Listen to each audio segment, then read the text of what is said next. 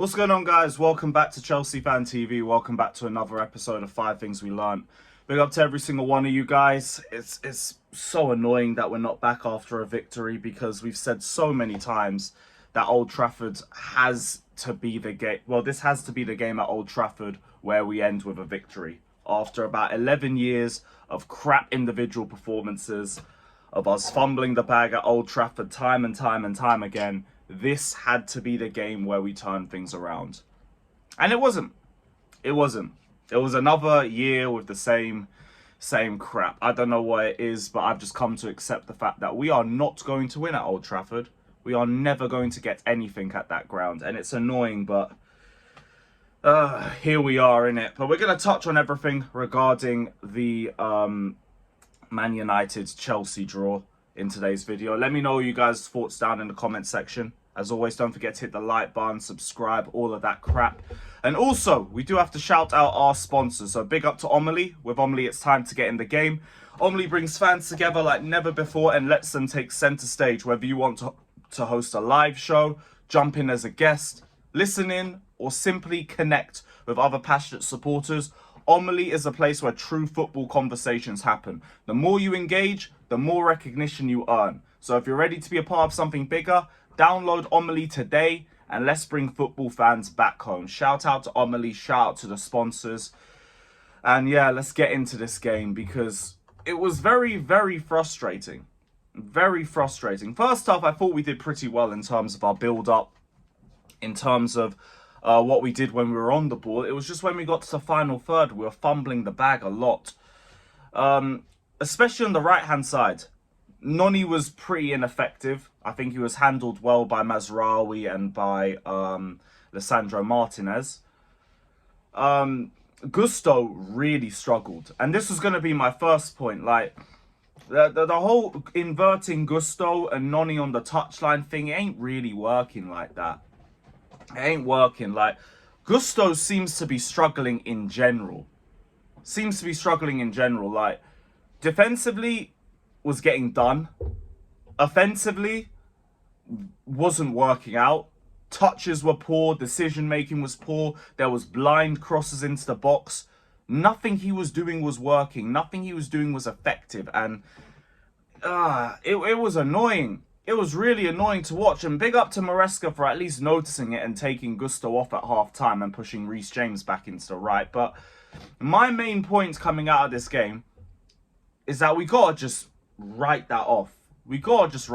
Like, Malo Gusto is a quality player. Even though he hasn't had a great season, I still think he's a quality player. And we've seen his quality from last season. But there's no need to shoehorn him into the team. We don't need to do that. Now, we tried against Newcastle, James on the left, Gusto on the right, and it was effective. And James still had a good game on the left-hand side. But, look, Cucurella has a shout to be one of our players of the season. He came on at half-time and he absolutely bossed it. There is no reason to bench him. There is literally no reason to bench him. Like, Gusto, out of all of the fullbacks, has the biggest shout to be benched. At the start of the season, he was getting bypassed a lot. Now, like, he's not getting bypassed as much, even though he still struggled in the last game against United. But overall, the performances just aren't there.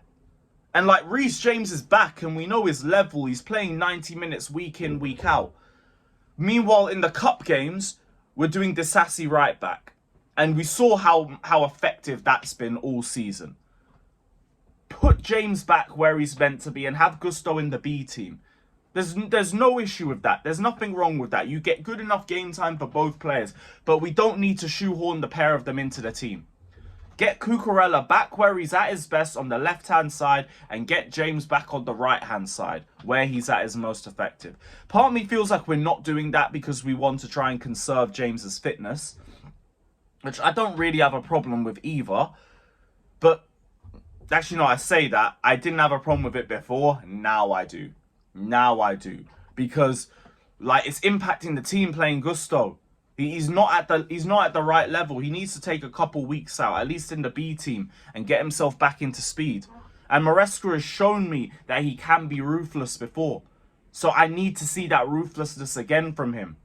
Because what we're seeing from him isn't good enough. It just isn't good enough, and we need to see more from him. We need to see much more from him. What else happened? So, like, first half, I thought we were good in terms of our build-up play. Second half, we surprisingly came out a lot slower than I expected to, which is going to be my second point, because I was very surprised by that.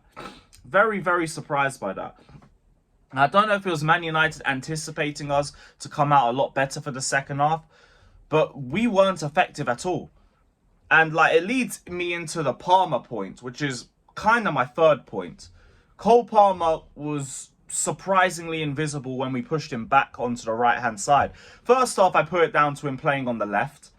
Like, I know we did that against Newcastle as well because we wanted to mess with Newcastle's game plan. So we pushed him to the left-hand side, but he's just not as effective in that role. Just really isn't as effective. And, like, we saw that in the United game.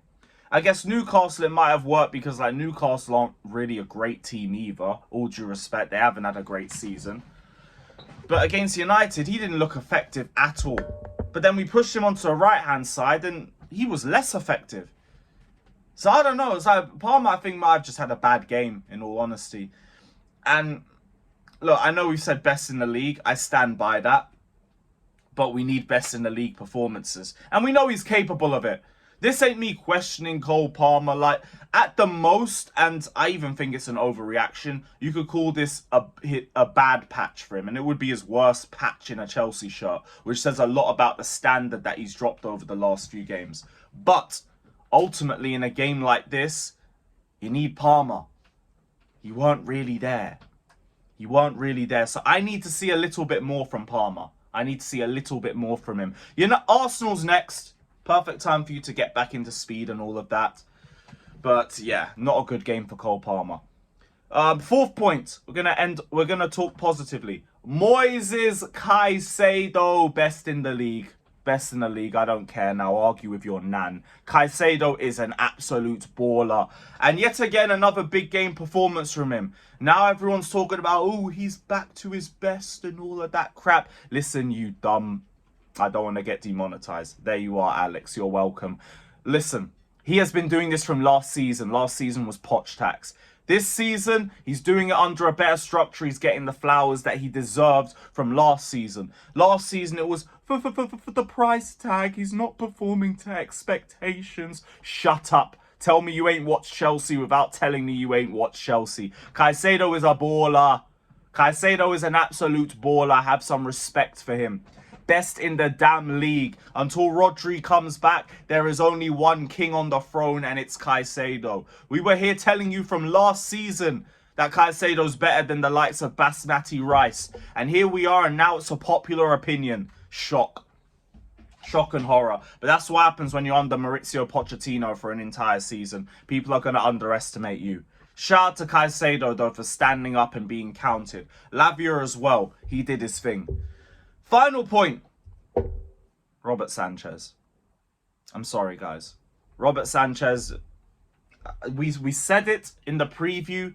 If there was a problem, it was going to come from Robert Sanchez, and it came from Robert Sanchez. I know people are going to say Fofana and everything, and he does hold part of the responsibility too. But if you actually watch the game back, the whole action leading to the pen starts from a dodgy Sanchez pass to Colwill that ends up in a United throw-in. Then the throw-in goes to Casemiro, whoop, over the top, and then he goes to try and take the ball off Højlund from a tight angle that he doesn't have to do it in. He actually had a good game before that point. That's the most annoying part. But Robert Sanchez, bozo gene.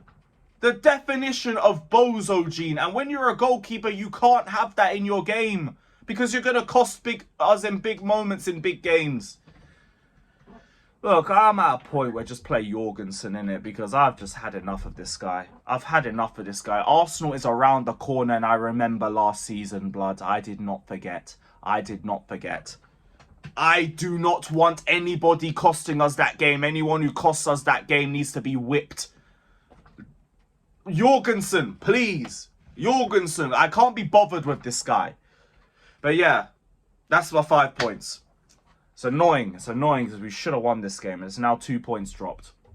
But here we are. Big up to everybody just locked in. Hit the like, subscribe. Let me know all your thoughts down in the comment section below. Up the Chelsea. Bum Pochettino.